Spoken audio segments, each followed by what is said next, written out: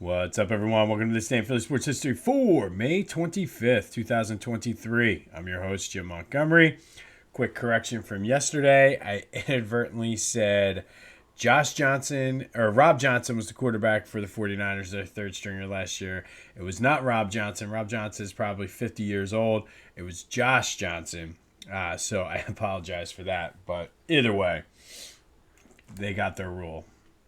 Not that it's going to matter. All right, Phillies update. Good win for the Phils, 6-5 in extras. Ranger had the one bad inning, but I think overall he did not look too bad as he's battling back from the elbow soreness. I think he's going to be okay. Definitely showed some good fight from this team. It was weird when they started to come back there in the ninth, and then Trey Turner came up.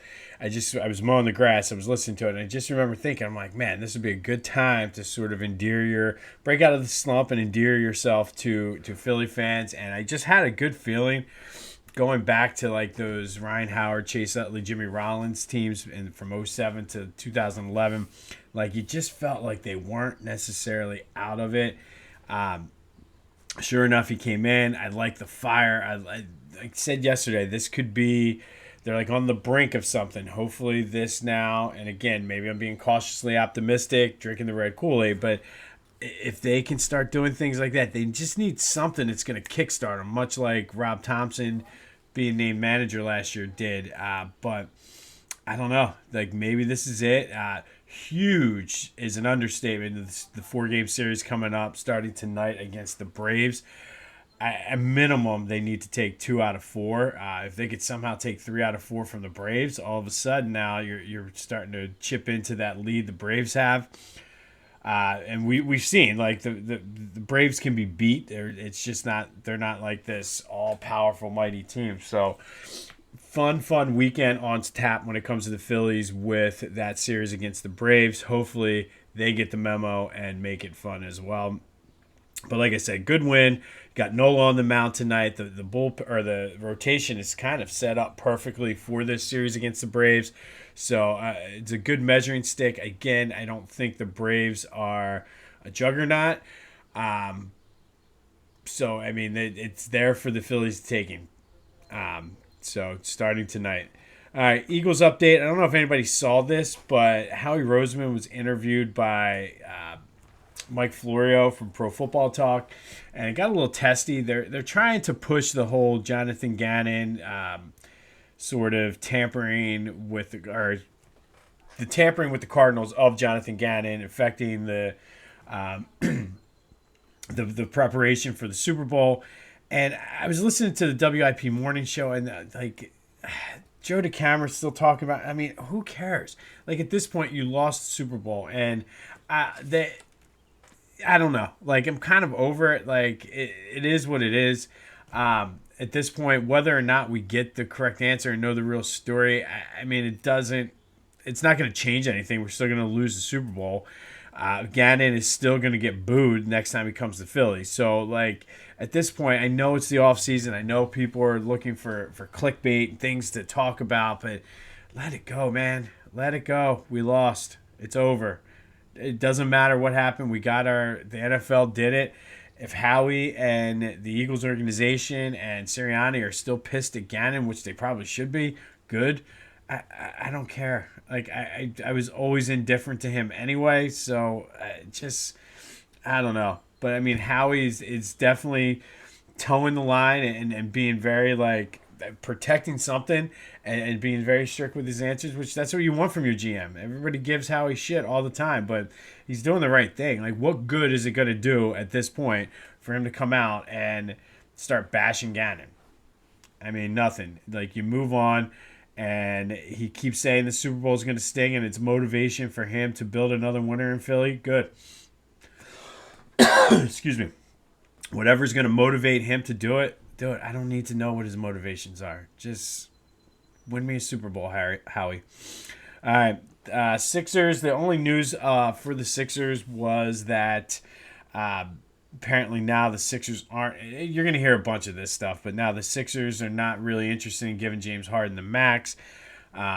ultimately it's going to come down to what he wants to do. He has a chance to win a title in Philly, probably for less money than he would get in Houston. Or does he want to go home and be the big fish in a little pond, be the star, be the guy in Houston, make money, and be comfortable? And either way he chooses is fine with me. Like, I'm not going to knock a guy for wanting to get paid and doing what's comfortable, especially at that stage in his career. I mean, listen, more power to you. So that's all for the Sixers. Speaking of Sixers, we mentioned they have those fun shirts on phillygoat.com. One shirt they do have on there that I've been kind of keeping to myself because I want to buy. It's one of the ones I'm going to buy. But they have, for all you old school Nintendo fans who are about my age, they have the Mr. Sandman's gym with a picture of Mr. Sandman from Mike Tyson's Punch-Out on there. If you remember, he was from Philadelphia. He was the second to last guy. The one guy I actually never beat on that game. I've beaten Super Macho Man, beat Mike Tyson, never beat Mr. Sandman. But they have Mr. Sandman's gym with a picture of him on it. Definitely go check it out. Lots of fun stuff on that site. phillygoat.com. Use the promo code Jim Montgomery for 10% off of your order.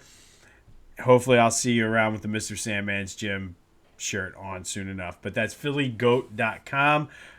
Promo code Jim Montgomery for 10% off of your order. It makes a great Father's Day gift. Makes a great gift to yourself. Memorial Day gift. Mourning the Sixers loss gift.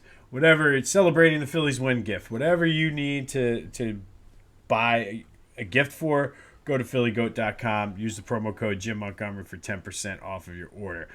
All right, so the fans have spoken, and I have listened. We're going back to the Flyers today, so back-to-back Flyers days, so mark it down on your calendars. But on this day, back in 1997, May 25th, 1997, the Flyers won over the Rangers 4-2, Game 5 of the Eastern Conference Final. Ron Brind'Amour had 2 goals. Lindros, Leclerc, and Lindros and Leclerc each had a goal and an assist. Chris Therien had 2 assists. And after splitting the first 2 games in Philly, the Flyers clinched the Stanley Cup after winning both games at Madison Square Garden and then coming back home to win at the Wells Fargo Center, which I think at that point it was still the core states. But to go to the 7th Stanley Cup in the team's history, this team had the infamous, and I say infamous because they never really panned out, but the Legion of Doom line, the Lindros, Leclerc, Renberg line. Unfortunately, they would go to the Stanley Cup and lost to the Red Wings 4-0.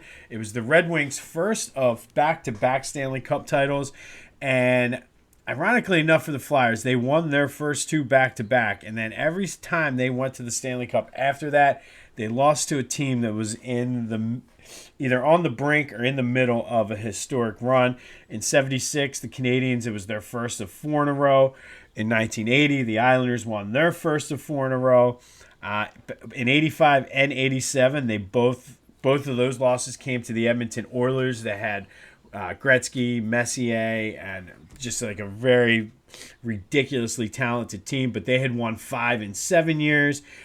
Even in 2010 when they went, it was the Blackhawks first, but they would end up winning 2 in 4 years. So, moral of the story is if you play the Flyers in the Stanley Cup, chances are you're going to go on a nice little run. But on this day, back in 1997, the Flyers made it to their 7th Stanley Cup, beating the Rangers 4-2 in Game 5 of the Eastern Conference Finals. All right, Sixers playoff spotlight rolling along here in May. Going back to 1990-91, Jim Lynam coached the team. They went 44-38, second in the Atlantic, 5th in the conference. Barkley averaged 27.6 points per game, 10.1 rebounds. Johnny Dawkins had 7 assists per game. Hersey Hawkins also added 22 points a game that year, so they were a pretty okay team. Barkley was first team All-NBA. He was the All-Star Game starter. Hersey Hawkins also made the All-Star Game that year. Also on that team, Manute Bol, Rick Mahorn, Armand Gillian, one of my favorite players when I was a kid, Ron Anderson. They beat the Bucks 3-0 in the first round and then lost to Michael Jordan and the Bulls 4-1 in the second. That was the year of Michael Jordan's first championship run. And unfortunately, this was the last year. This is when things started to really unravel for the Sixers. It was their last playoff run until 1998. It was pretty much the peak of the Charles Barkley era. The next year was when things started to get a little contentious. And then 93 was the season that he was ultimately traded, or the 92-93 season.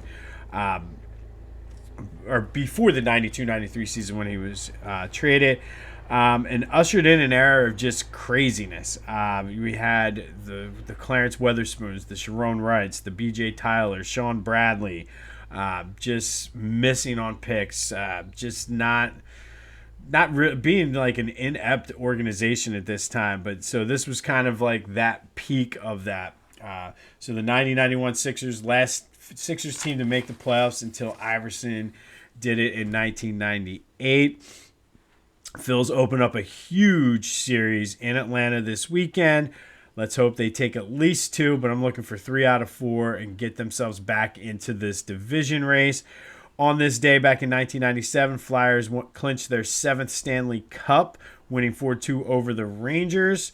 Don't forget to go to phillygoat.com. Use promo code Jim Montgomery for 10% off your order. This has been This Day in Philly Sports History. I'm Jim Montgomery. Go have yourselves a Thursday, and until next time, I'll see you when I see you.